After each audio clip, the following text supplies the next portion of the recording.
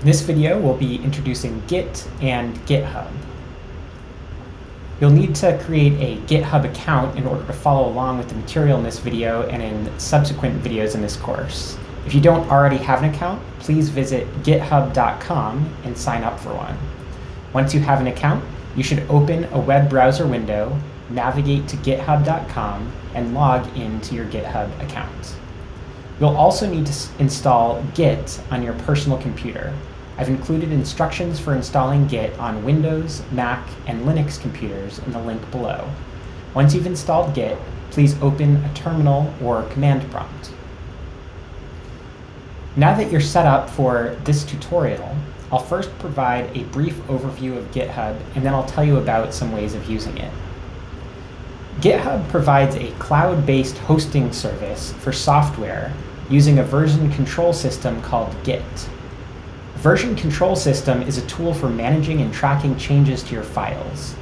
You might be familiar with the Track Changes feature on Microsoft Word or Google Docs, or version histories of files in Dropbox. Git serves a similar purpose, but with a focus on computer programs and other text-based files.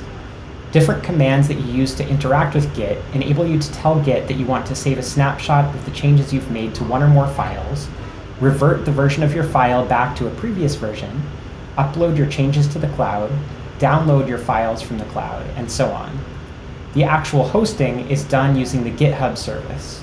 So GitHub is where your files live and how you see them on the internet, and Git is what you run on your local machine to interact with GitHub. Each project hosted on GitHub is called a repository, and it contains one or more files and folders.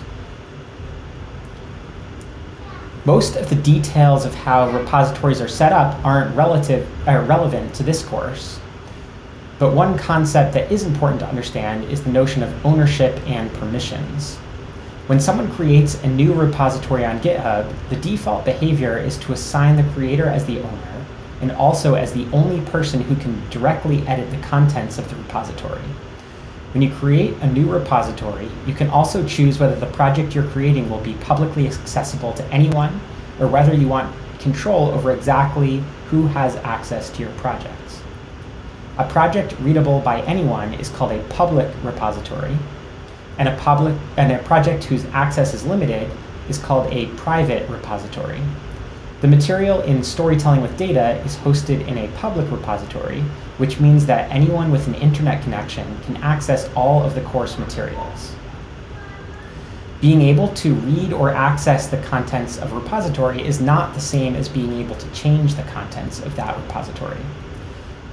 Whether your repository is public or private, the owner of the repository has complete control over who can modify the repository's contents. By default, only the repository owner can directly modify the project. However, other people may report issues or request changes, or can contribute suggested modifications, which the owner can then approve or deny. We'll review how to suggest, contribute, and approve changes in later videos.